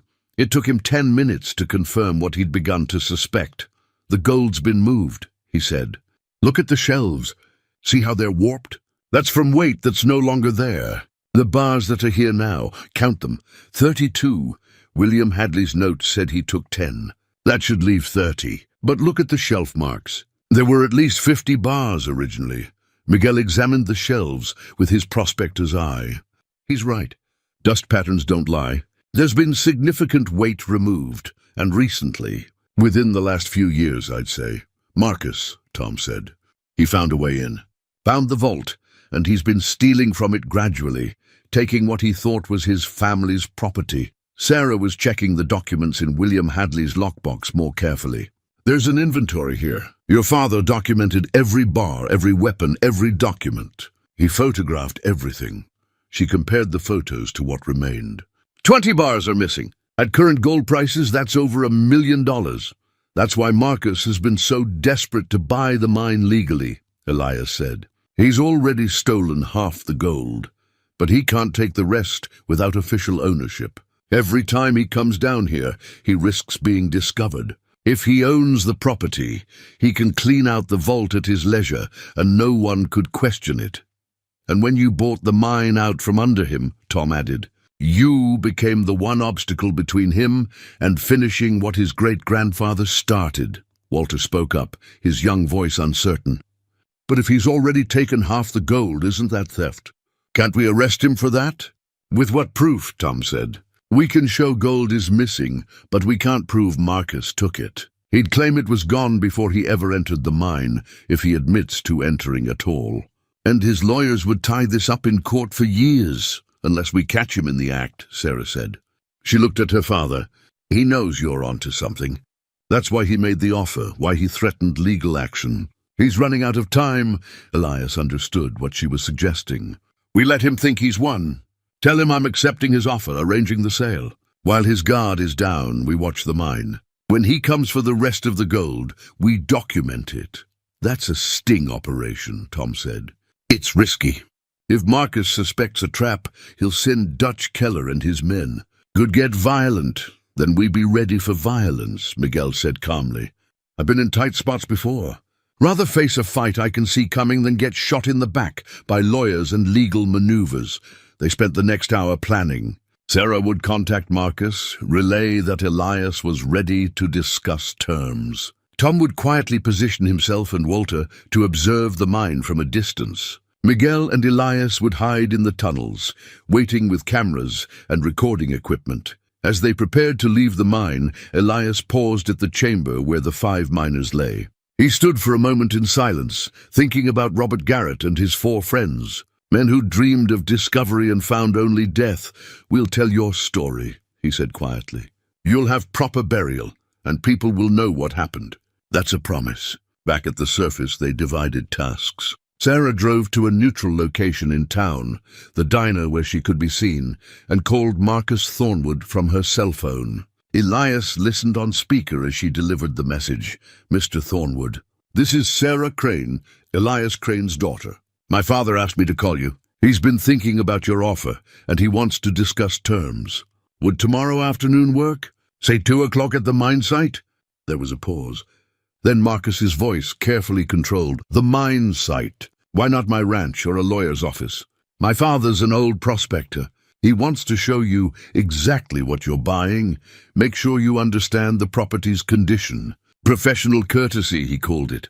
Sarah's voice was perfectly innocent, hiding the trap beneath pleasant words. Another pause. Tomorrow at 2. I'll be there. After the call ended, Tom shook his head admiringly. You're a natural at this. Ever consider law enforcement? I teach 8th graders. That's law enforcement enough. They spent the rest of the day preparing. Miguel and Elias gathered equipment, cameras with night vision, audio recorders, camping supplies for what might be a long wait. Tom arranged for Walter to call in sick, giving them an extra pair of hands without raising suspicion. That evening, as the sun set over the mountains, the 5 of them gathered at Elias's cabin for what might be their last quiet meal together. Sarah had cooked, nothing fancy, just stew and bread, but it felt like a family dinner in a way that Elias hadn't experienced in decades. After this is over, Sarah said, we need to talk about what comes next. For both of us. Elias met her eyes. I'd like that. I mean, really talk. About Mom, about the years we lost, about whether we can build something better going forward. I know I can't fix the past. No, you can't. But maybe we can build a different future. If we're both willing to try. She reached across the table, took his hand. I'm willing, Dad, but you have to be too. No more running away into mines and mountains when things get hard. I promise, Elias said, and meant it with everything he had. That night, Elias and Miguel positioned themselves in the Sentinel mine. They'd chosen a spot in the second level, near enough to the vault to see and hear, but far enough back to avoid detection. They settled in with the patience of men who'd spent lifetimes waiting in darkness. You know this could go wrong in about 100 different ways. Miguel said quietly, I know. Good, wanted to make sure you weren't being stupidly optimistic. Miguel checked his watch. What time did Sarah say she'd make the call? Midnight. Tell Marcus that Elias was having second thoughts. Needed to meet earlier, say 6 in the morning instead of 2 in the afternoon. You think he'll come tonight? I think he won't be able to resist. He'll tell himself he's just checking the vault before the official meeting, making sure everything's still there. But really, he'll be planning to take what's left and claim it was already gone when he bought the property. They waited in silence, the darkness pressing close around them. Elias thought about his father, about William Hadley, about all the men who died in these tunnels chasing dreams of silver and gold. He thought about the choices that had brought him here, some good, many bad, all leading to this moment. At 12:47 a.m., almost exactly the time his father had died all those years ago, though on a different day, they heard it. The sound of someone entering the mine, not careful prospector sounds, not the cautious movements of someone respecting the danger.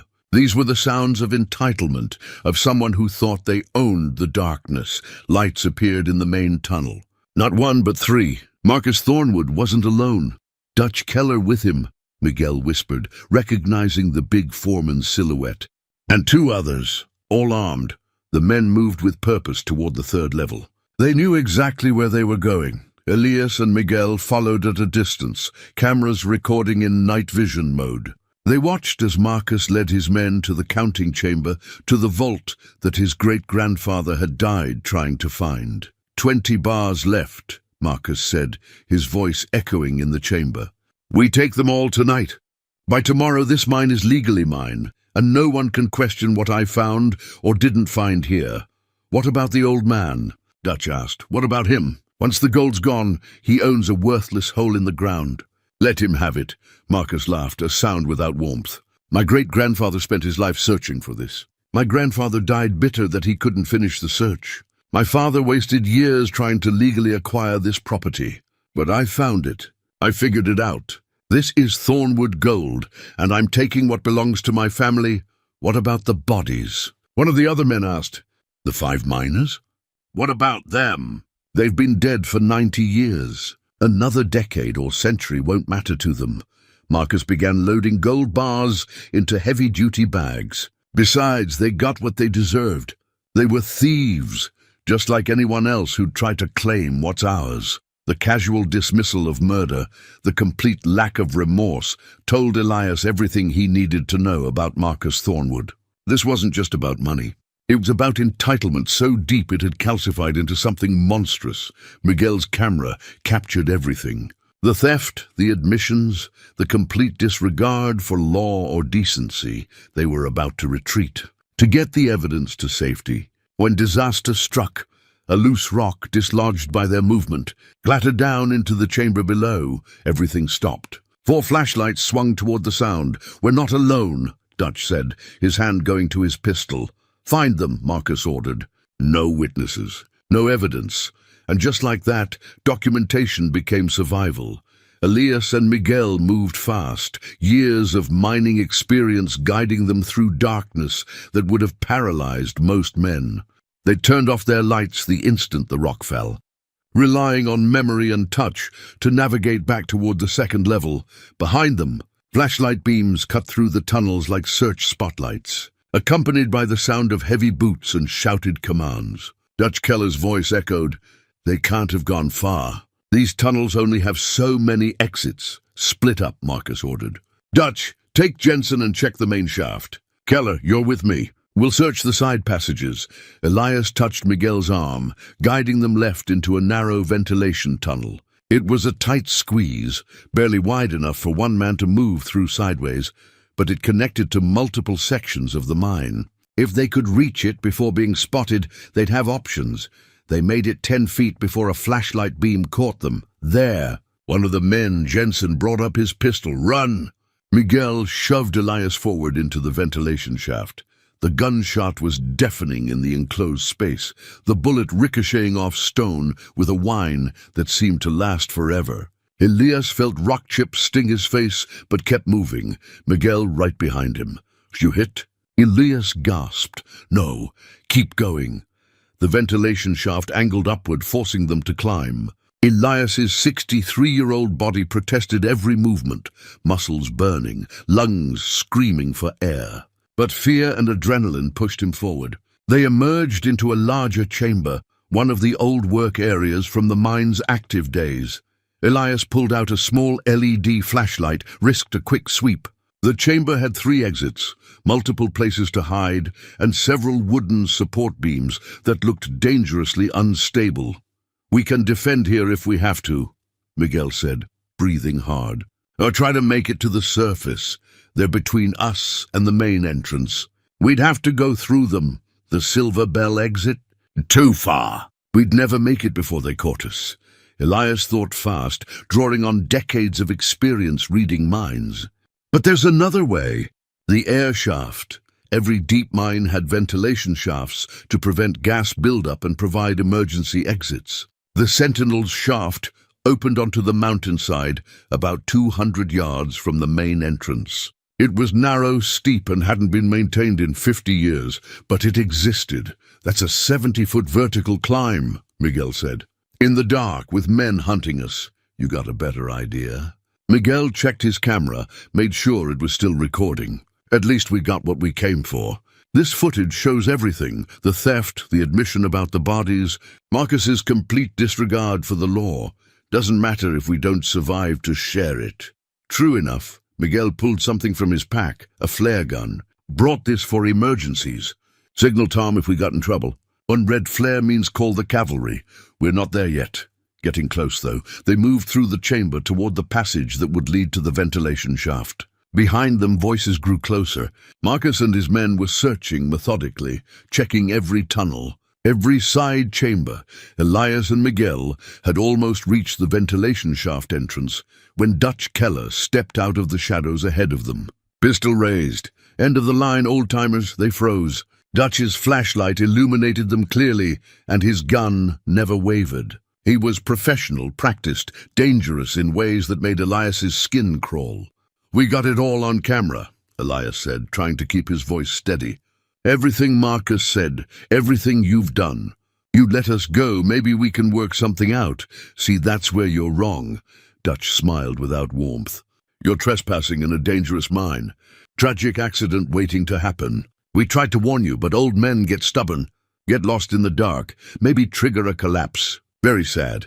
Mr. Thornwood will be real broken up about it. Tom Hadley knows we're here. Tom Hadley's at home sleeping. And even if he wasn't, by the time he could organize a search party, this mine will have claimed 2 more victims to go with the other 5. Dutch gestured with the gun.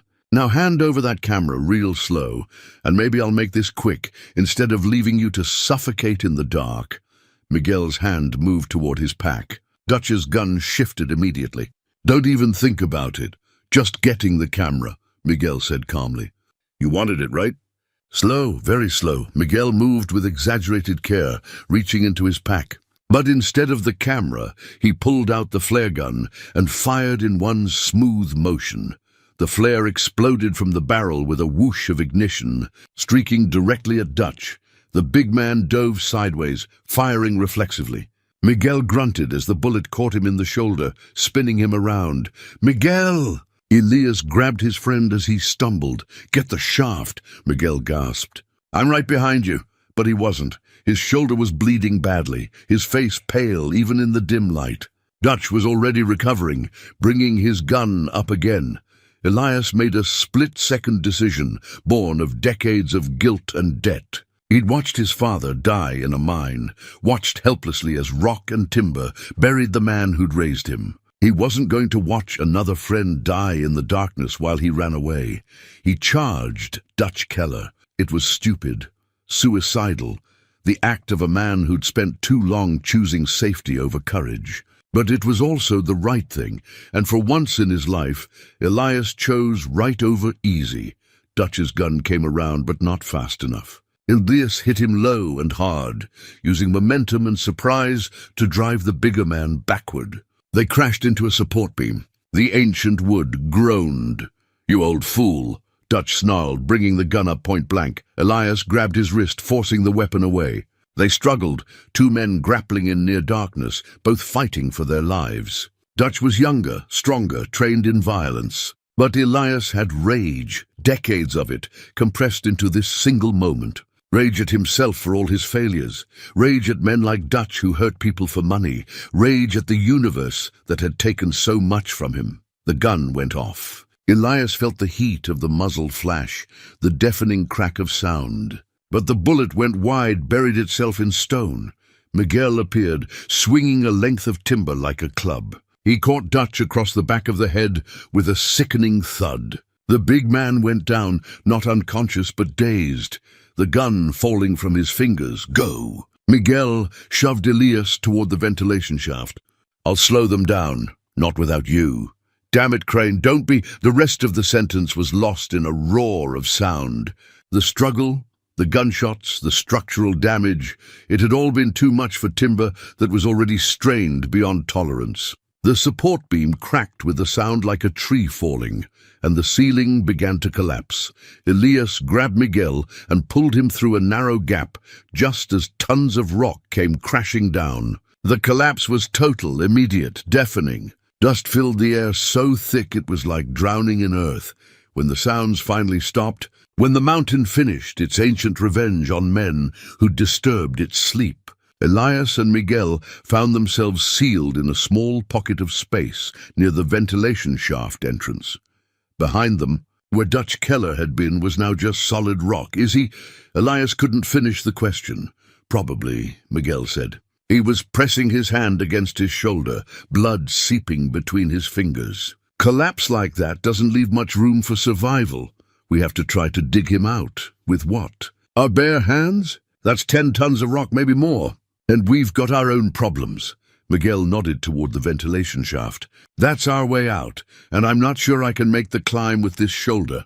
Elias examined the wound by flashlight. The bullet had passed through cleanly missing bone, but Miguel was losing blood. Without medical attention soon, he'd be in serious trouble. "I'll help you," Elias said. "We do this together or not at all. Getting sentimental in your old age." "Crane, maybe I am." They could hear Marcus and the others on the far side of the collapse, shouting, trying to figure out what had happened. The rockfall was too extensive to clear quickly, but it wouldn't stop them for long. They'd find another route or retreat and cover the main entrance, trapping Elias and Miguel until they could be dealt with. The ventilation shaft was narrow, vertical, cut through solid rock with handholds that had been chiseled a century ago. Some of those holes had broken away. The shaft itself might have collapsed in sections, but it was their only chance. Elias went first, testing each handhold before trusting his weight to it. Miguel followed, using his good arm, teeth gritted against the pain. Progress was measured in feet then inches. Elias's arm screamed with effort. Miguel's breathing became labored, ragged.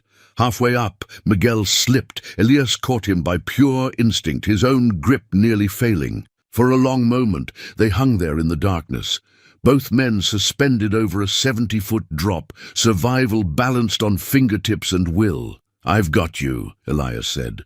"Just hold on." "Can't." The shoulder. "Yes, you can. You held on when you saved me from Dutch. You held on through 50 years of mining. You can hold on now." Elias's voice was fierce. "I've let too many people fall. I'm not letting you go." Miguel found a new handhold, steadied himself. "You're right. Getting sentimental." They climbed, inch by agonizing inch, handhold by handhold, two old men refusing to give in to gravity and darkness and age. Elias's fingers bled. Miguel's shoulder left a trail of blood on the rock. But they climbed, Above them, Elias saw it. Starlight, the faintest glimmer of night sky, filtering down through the shaft's exit. Hope made physical. Almost there, he gasped. 20 more feet. Those 20 feet took another 15 minutes. When Elias finally pulled himself out onto the mountainside, he lay there for a moment, breathing mountain air that tasted sweeter than anything he'd ever known. Then he reached back down to help Miguel up. They collapsed beside each other on the rocky slope, bleeding and exhausted and alive. "We made it," Miguel said wonderingly. "We did. Now what?" Elias pulled out his phone, hands shaking so badly he could barely work the buttons. One bar of signal flickering. He dialed Tom Hadley's number. The sheriff answered on the first ring. "Elias, where the hell are you?" "We've been waiting. Thornwood's in the mine. He's taking the gold. We've got it on video. Send help. Are you hurt?" "Miguel's shot." "I'm okay. We're outside the ventilation shaft, north side of the mountain. I'm already moving. Walter's with me." "Hold tight." Elias ended the call, looked at his friend. "Help's coming." "Good." Miguel's eyes were closed. "Because I don't think I can climb any more tonight." They sat in silence, watching the stars. Down below, lights moved around the mine entrance. Marcus and his men regrouping, realizing their quarry had escaped. A vehicle started, drove away fast. Someone fleeing before law enforcement arrived. "You think Dutch made it?" Miguel asked. "I don't know. I hope so. I don't want another death in that mine. Man pulled a gun on us. I know. But I don't want to be the kind of person who celebrates death, even when it's justified." Elias thought about the 5 miners, about his father, about all the lives the Sentinel had claimed. Too much dying already. Way too much. Tom's patrol car came screaming up the mountain road 15 minutes later, lights flashing. Walter was driving while Tom worked his radio, calling for ambulances and backup. They found Elias and Miguel on the slope, still sitting, still alive. "Miguel needs a hospital," Elias said, as Tom reached them. "Gunshot wound, left shoulder." Tom was already on it, applying pressure, calling for medical evacuation. Walter stood guard, his weapon drawn, watching the mine entrance below. "Did you get it?" Tom asked. "The evidence?" Miguel patted his pack with his good hand. "Every word. Every bar of gold he tried to steal. Marcus Thornwood's going to prison, if we can find him," Walter said. "Vehicle took off about 10 minutes ago. Could be anywhere by now." But Elias knew better. He won't run, not yet. He'll go back to his ranch, lawyer up, prepare his defense. Men like Marcus don't run, they fight. And he'll have a story ready, some explanation that makes him the victim. "Let him try," Tom said. "We've got evidence, witnesses, and a crime scene that tells the truth. His great-grandfather might have gotten away with murder, but Marcus won't, not this time." The helicopter arrived as dawn broke over the mountains, its rotors whipping up dust as it settled onto a flat area nearby. Paramedics loaded Miguel onto a stretcher, stabilized his shoulder, prepared him for transport. "You coming?" Miguel asked Elias. "In a minute. Got something I need to do first." The helicopter lifted off, carrying Miguel towards safety and medical care. Tom and Walter secured the mine entrance, preventing anyone from disturbing the evidence inside. And Elias stood on the mountainside, watching the sun paint the peaks gold, feeling something shift inside his chest. He'd gone into that mine seeking treasure and found something more valuable. Courage he'd forgotten he possessed. Friendship that endured even when tested by gunfire and darkness. And a daughter who'd given him a chance at redemption. The mine had almost killed him, just like it had killed his father. But instead, it had given him back his life. The standoff continued through the afternoon. Elias, Sarah, and Tom watched from a command post the state police had established 1/2 mile from the Thornwood Ranch. Negotiators kept trying to reach Marcus, but he'd stopped answering calls. Then, just as the sun began its descent toward the peaks, something changed. A vehicle emerged from the ranch house garage. Not Marcus's SUV, but a different car, moving fast toward the main gate. The officers manning the checkpoint moved to intercept, but the car burst through the wooden barrier and accelerated down the road. "That's Jensen," Walter said, watching through binoculars. "The guy we had in custody. His twin brother works for Thornwood." Must have been inside the whole time. The pursuit was brief and anticlimactic. 2 patrol cars blocked the road 3 miles down, and Jensen's brother surrendered without resistance. But while attention was focused on the chase, Marcus Thornwood slipped out a back way. By the time officers breached the ranch house, it was empty except for security staff who claimed they'd been locked in the basement. Marcus was gone, and so was a significant amount of cash and several vehicles. He planned this, Tom said, studying the empty safe in Marcus's study. The brother was a distraction. While we were all watching the front gate, Marcus went out the back. How much of a head start does he have? Sarah asked. He planned this, Tom said, studying the empty safe in Marcus's study. The brother was a distraction. While we were all watching the front gate, Marcus went out the back. How much of a head start does he have? Sarah asked. Maybe 30 minutes. Could be in 3 different states by now, or holed up somewhere local. We've got alerts out, roadblocks on the highways, but he's not running, Elias interrupted. Not yet, Tom turned to him. What makes you say that? Because men like Marcus don't leave unfinished business. He's lost everything, his reputation, his freedom, probably his fortune once the lawyers are done. But there's one thing he still wants. Elias met Tom's eyes. Revenge. And there's only one place he can get what he thinks is his and hurt me at the same time. The mine, Sarah said, understanding immediately. The gold that's left. State police are guarding it, Tom said. But his hand was already moving toward his radio.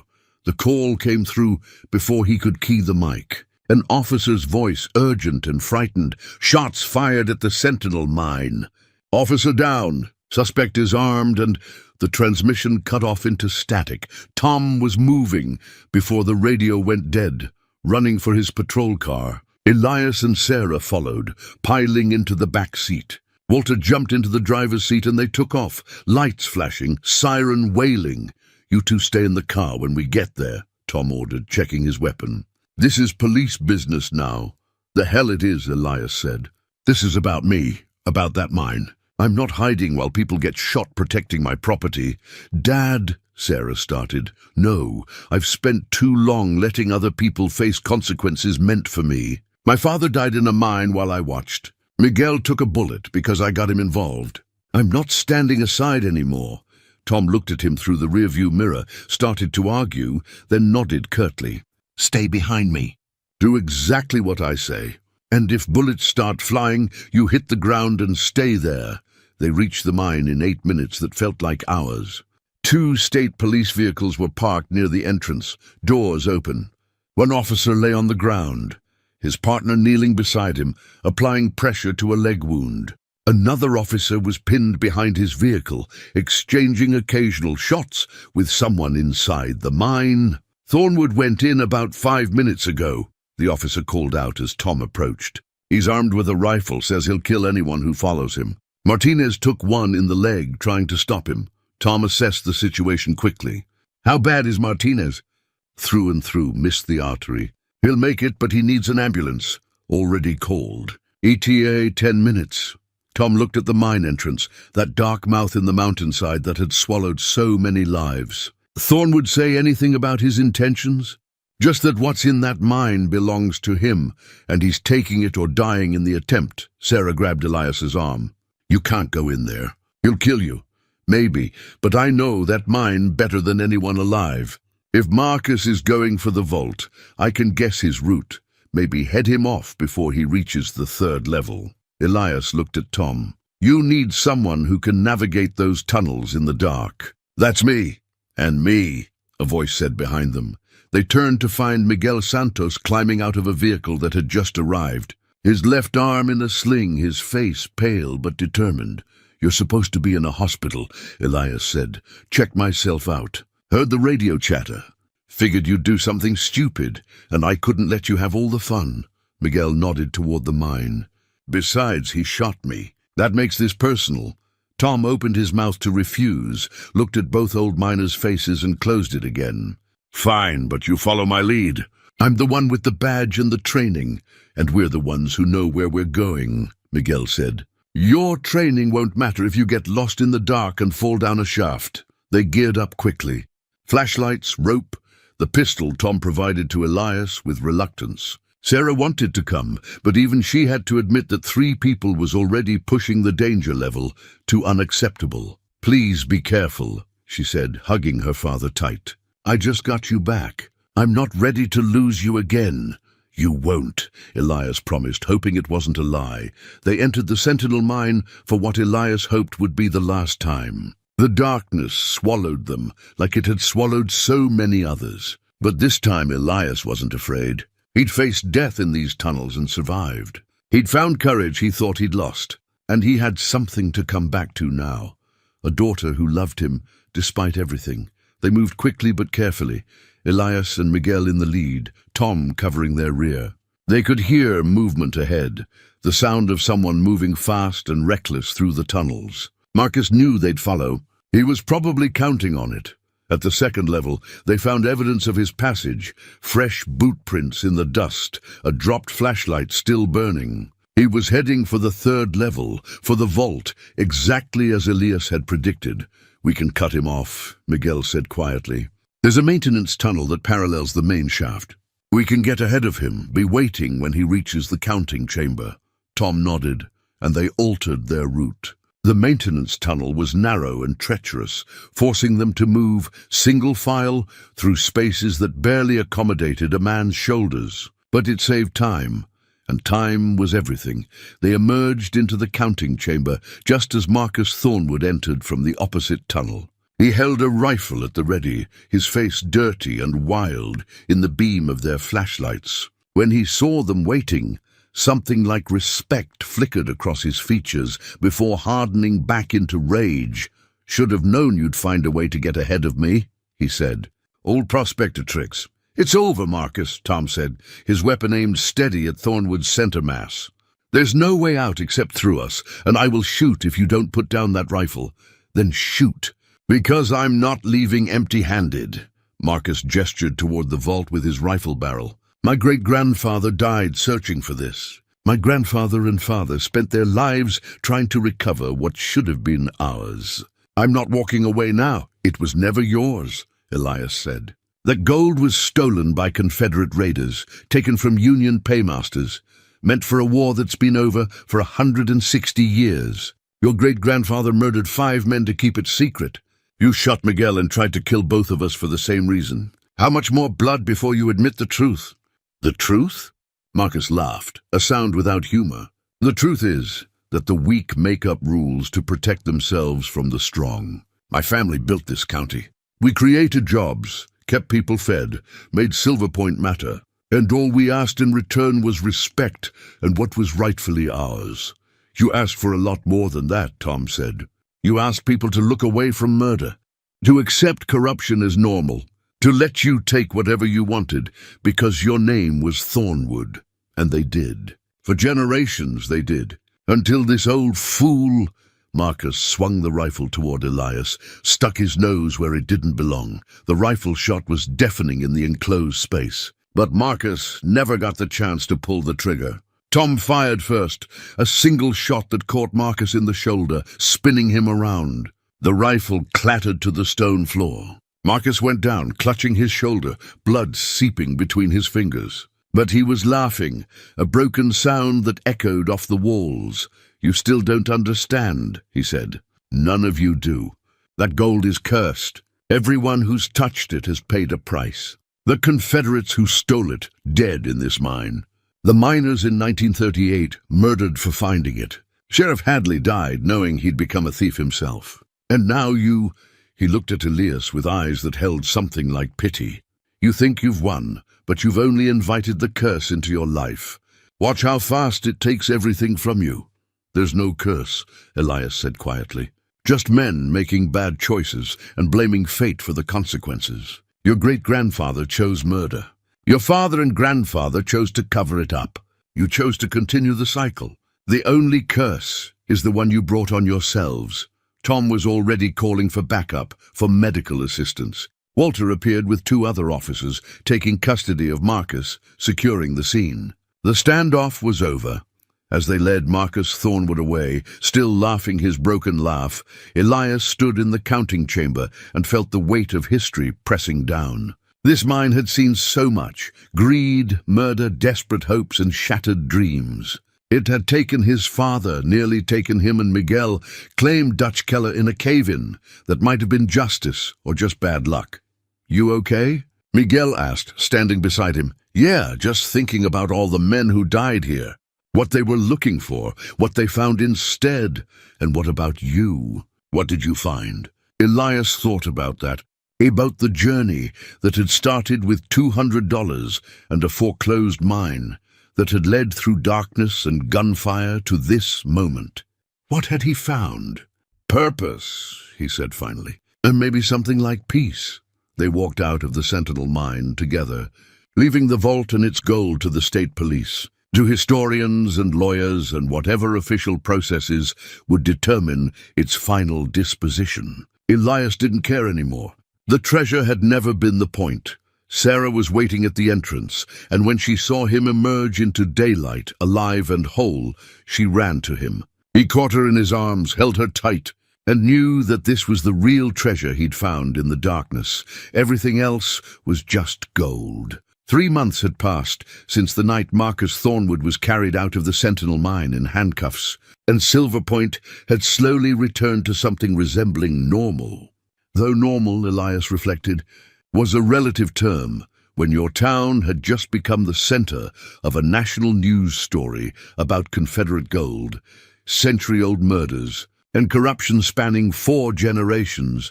The legal proceedings had concluded with Marcus pleading guilty to theft, assault with a deadly weapon, and conspiracy. His lawyers had negotiated a 20-year sentence in exchange for testimony about his family's crimes and the location of the gold bars he'd already sold. The Thornwood Ranch had been seized, its assets frozen, and what remained of the family fortune would likely be tied up in lawsuits for years.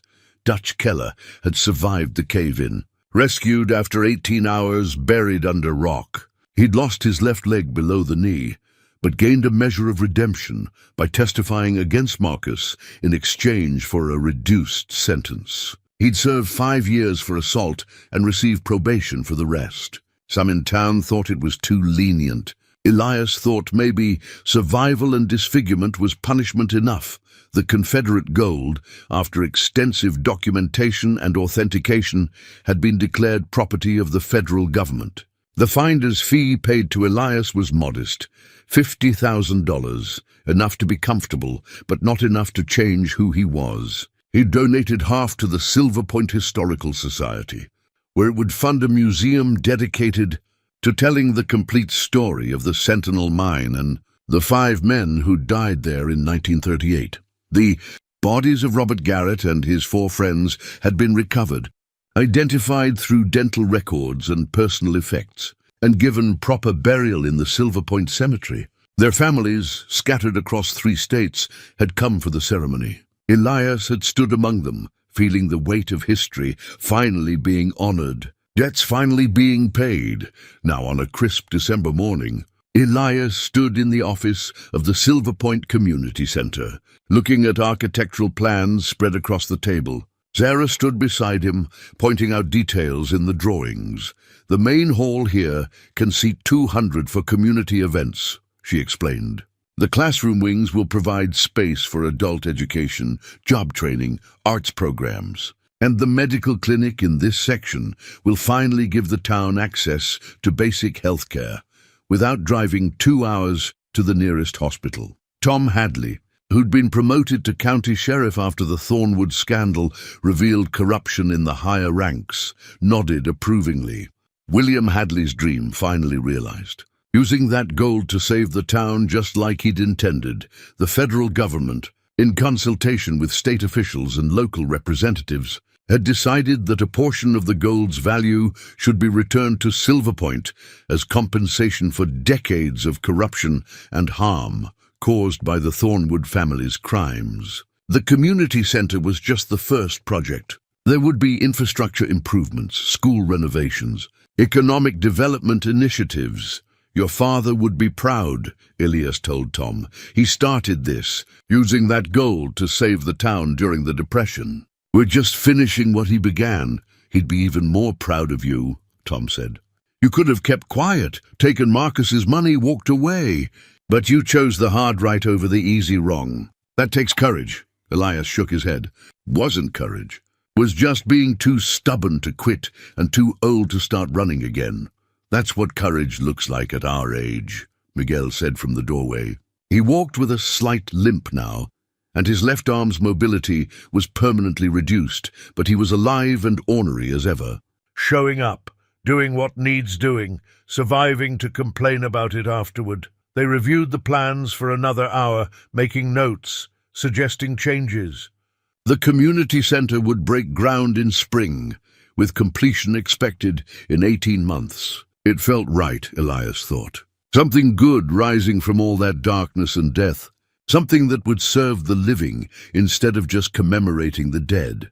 After the meeting, Sarah walked with Elias back to his new home. He'd sold the isolated cabin and bought a small house on the edge of town proper, close enough to hear neighbors, far enough to still see the mountains. Sarah visited every other weekend, driving up from Denver, and they were slowly rebuilding what had been broken between them. "I've been thinking about Mom," Sarah said as they walked.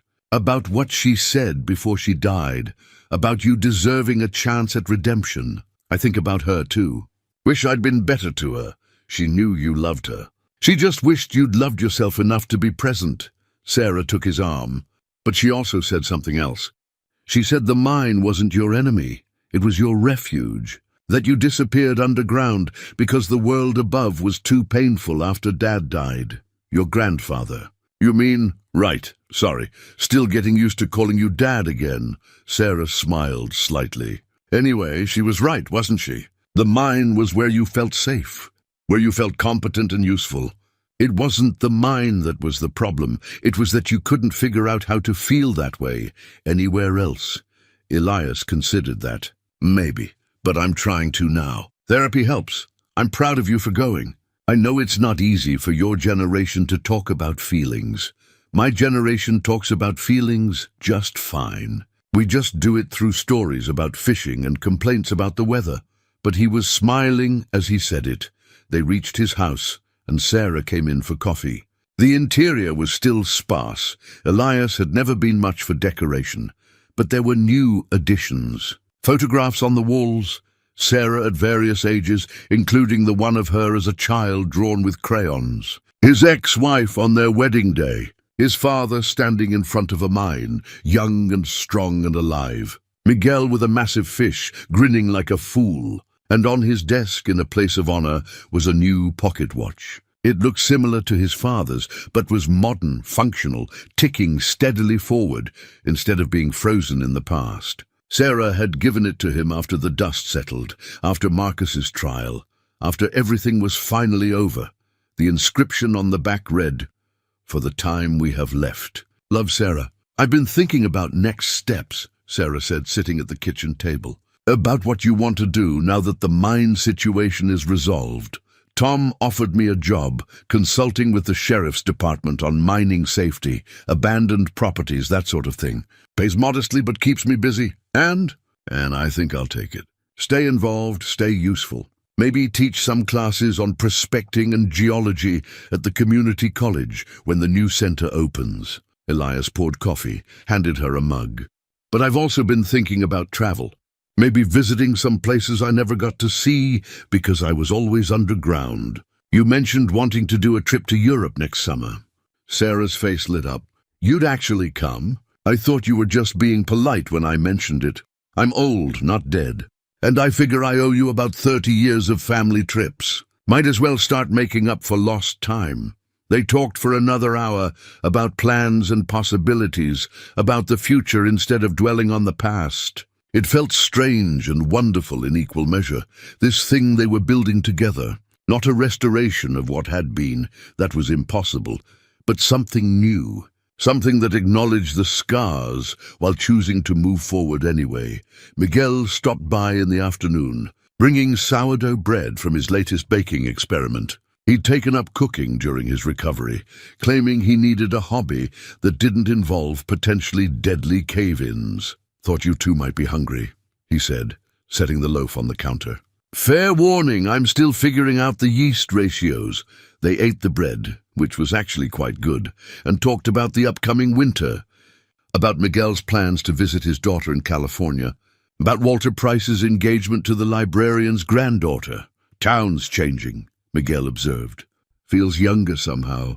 More hopeful. The gold helping? Elias asked. The gold's part of it, but I think it's more about the story. About how ordinary people stood up to corruption and won. Makes folks believe things can get better, that they have agency in their own lives. Miguel smiled. That's a more valuable treasure than any amount of gold. As evening approached, Sarah prepared to drive back to Denver. She had school Monday morning, papers to grade, lesson plans to finalize. She hugged her father at the door, held on a little longer than necessary. Thank you, she said. For what? For reaching out. For taking that risk. For giving us this chance. She pulled back, looked at him seriously. I know it wasn't easy, admitting you needed help, asking me to come, but I'm glad you did. I'm glad we're doing this. Me too, Elias said, his voice rough. More than I can say. After she left, Elias sat on his porch as the sun set over the mountains. The Sentinel mine was visible from here, a dark scar on the mountainside. The entrance had been permanently sealed, declared a memorial site. A bronze plaque had been installed, listing the names of all who died there. Jacob Crane, the 5 miners from 1938, and yes, even Jonathan Thornwood's victims, whose names had been lost to time, but whose deaths were finally acknowledged. The mine had taken so much, but in a strange way it had also given back. It had forced Elias to confront himself, to find courage he'd forgotten he possessed, to reach out instead of pulling away. It had reunited him with his daughter, forged bonds with Miguel and Tom that felt like family. Some treasures, he'd learned, weren't found in the darkness. They were found in the light you carried into the darkness, and in the people who helped you carry it. His phone buzzed with a text from Sarah. Love you, Dad. See you in 2 weeks. Maybe bring Miguel. He promised to teach me his sourdough recipe. Elias smiled, typed back, love you too. Miguel says his recipe is a family secret, but I think he can be bribed with compliments. The mountains stood eternal against the darkening sky, keeping their secrets, patient and ancient. The Sentinel mine was closed now, its story told, its dead honored, its treasure dispersed to serve the living. No more men would die chasing ghosts in its depths, but the mountains would remain, and new stories would be written. Some would be tragedies, some triumphs. Most would be something in between, ordinary people making their way through extraordinary circumstances, finding what they could of meaning and connection in the brief time they were given. Elias touched the pocket watch in his shirt, felt it ticking steadily forward. Not frozen at 3:47 anymore. Not stopped in the past, weighed down by guilt and regret. Moving forward, marking time that was lived rather than endured. He stood, stretched his back, and went inside. Tomorrow, he'd start his new consulting job with the sheriff's department. Next week, he'd teach his first community college class. In 2 weeks, Sarah would visit again, and they'd continue the slow, patient work of rebuilding trust and love. The mine had almost killed him, just like it had killed his father. But in the end, it had given him back his life. Not the old life. That was gone forever, buried under 30 years of mistakes and missed chances. But a new life, built on hard-won wisdom and second chances, and the understanding that it's never too late to choose courage over comfort, connection over isolation, truth over convenient lies.